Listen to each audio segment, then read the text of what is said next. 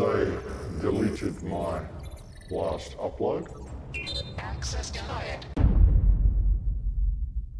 The ability of the owners of the political media class to discredit and neutralize anyone who poses a threat to their interests simply by rearranging the narratives about them is one of the most destructive psychological weapons in their arsenal.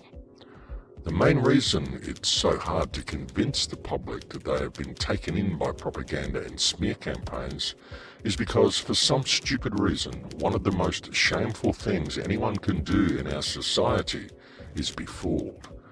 If we are to overcome the narrative dominance of the powerful, it is essential that we find a way to shift that shame from those who have been fooled onto those who have been fooling them. What is life? Life is simple. It's choice and consequence. Choice and consequence. People are blind in their mind to what's actually happening. Things are moving fast in the world today. They really are. And they're all going in the same direction, and it's happening in all countries. The problem is that many people look at this stuff and they just go directly into fear. And look, it's understandable. I mean, I'm certainly concerned about it. There's a lot to be concerned about with what's happening. But too often people will look at it and say, well, it's happening, we just don't have a choice. We all have a choice. The only reason people think they don't have a choice is because they don't know who and what they are. This is the mind blindness. One of the things it seeks to do, and the cult seeks to do, is shut this down. What it seeks to do is stop this manifesting by closing the heart. And the heart is the center of everything. And people talk about the physical heart, okay, but if you go back, what they're really talking about is this heart, the energetic heart, the connection out there. And you look at all the things, all the symbolism through the ages and still today relating to this: open heart, heart of stone, broken heart. You look at all the phrases relating to the heart, and it's because this is the center of everything. And we've been manipulated to think this is the center of everything. It's not. The heart is the biggest electromagnetic field, most powerful electromagnetic field in the body. And this, when it's open, dominates the head. What do people say all the time? What does your head say? Okay, what does your heart say? And they say very different things, because this is out there and this is down here. And when this opens, everything changes because you change. Everything about you changes. The reason this has become so prominent in modern society is because our societies themselves are fear-based. It's simply a system of fear-based mind control. I mean, that's all it really is. Our education system is fear-based. Our social structure is fear-based. Our corporate and business world is all fear-based. It's all centered around a fear of shortage and the concept that the meaning of life is the one with the most stuff wins. And it's all fear-based. It's all fear-based and ego-based. Stop identifying with labels. They are a brief experience. Even your name is a brief experience. You are the consciousness having the experience. So when someone says to you, who are you? You are all that is, has been, and ever can be, having an experience. If you meet someone and people say, who are you? They'll give you their name. They'll give you their job. They might give you their family background, their family history, where they went to school. That's what they're saying they are. Who are you? But that's just what they've experienced. The point of attention that I am is an expression of the same consciousness that the point of attention that you are is. And the same with all of us. You are what is having the experience. And when that penny drops and this, as a result, opens, game over. Game over. This is not some theory. This is fact, and this is real, and this is happening. This is precisely what happens with subliminal advertising and subliminal images. Subliminal means below threshold, below the threshold of the conscious mind. It's speaking to the subconscious. So you'll see an image, it could be an advertisement, and your conscious mind will see the image as it appears to be. But the overwhelming majority of people will not see the subliminal insert that's hidden. You're obliged to pretend respect for people and institutions you think absurd.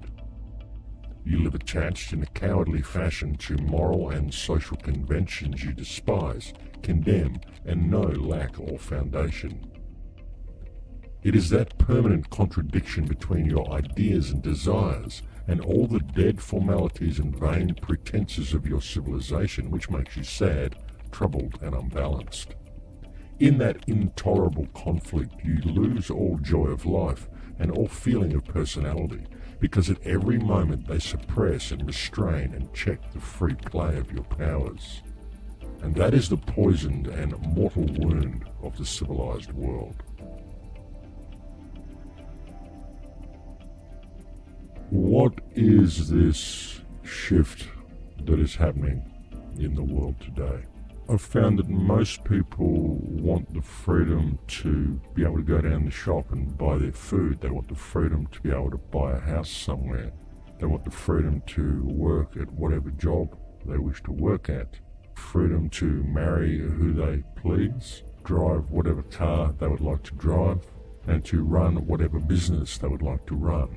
And they're prepared to pay whatever costs are incurred by doing all of these things. But of course all of these things also include the freedom to pay taxes, the freedom to do what you're told, and the freedom to walk between the lines and follow whatever rules the politicians give you to follow. I mean, why do you have to buy a house? Why shouldn't you be given a house simply because you're alive? Why do you have to pay to be alive? If you wish to marry someone, why do you need to purchase a marriage license and get the government involved and turn it into a three-way contract? Isn't it between you and the person you love? If so, why do you need to get the government involved? Well, that's right, it's because of the economic value that's attached to your love, to your wedding, and it's information you may need in the settlement should you ever get divorced, because you need to look at all the economics of the whole thing. But really, what does economics have to do with love? And if you're going to place conditions on the person that you're marrying and you wish to create a prenuptial agreement and all this sort of stuff, well, do you really love the person, or is your marriage simply a matter of economics? But that's what freedom is to people. It's freedom to conduct their life in an economic manner, freedom to purchase what they want to purchase, freedom to be enslaved to a corporate system. And what it also means for many people is the freedom to point and complain about all these control mechanisms while demanding their freedom. But really, what freedom is it that they're wanting? What is this freedom for most people? Because most people don't actually want to be free. Most people simply want to complain about not being free, but they don't actually want to be free, because freedom is 100% self-responsibility. That's what freedom is. It certainly isn't anything else. I mean, it isn't freedom of choice. Freedom of choice is part of freedom, but freedom of choice is not freedom. Freedom is 100% liability for all your actions, everything you say and do. That's what true freedom is. True freedom is owning yourself and being responsible for that. And what I've found is that most people, even those who complain the loudest about not being free, and in fact especially those who complain the loudest about not being free, are absolutely terrified of true freedom. Technology isn't freedom. I'd like to be free enough to not have to log onto the computer every day and go on the air every week gently asking people to wake up before we head into a nightmare transhumanist world where all freedom is lost. I much prefer not to have to do that, and so I personally can't wait until people wake up to the fact that they actually are free, should they choose to be so. It's time for us all to get together. We've got to stop fighting amongst ourselves. We've got to stop looking for the one perfect remedy that's going to be given to us on a silver platter. We've got to start thinking about ourselves, realize that remedy starts at home. It starts in your own heart. No one can come and fix your life for you. No one can offer you a system that's going to work, because it's a control system, whatever it is. If it's a system, then it's a control system. And we don't need a control system. What we need is to always operate from our hearts in all that we do, to live in a state of service for creation, but also putting ourselves on an equal par with everybody else. Don't give too much credit to people around you who claim to be your controllers, because ultimately they're no different to you. And don't give the system too much credit. Don't perceive that it is this all-empowering thing that can come and devour you, because just that belief will make it so. And once people gain that understanding alone, it's an incredibly empowering understanding.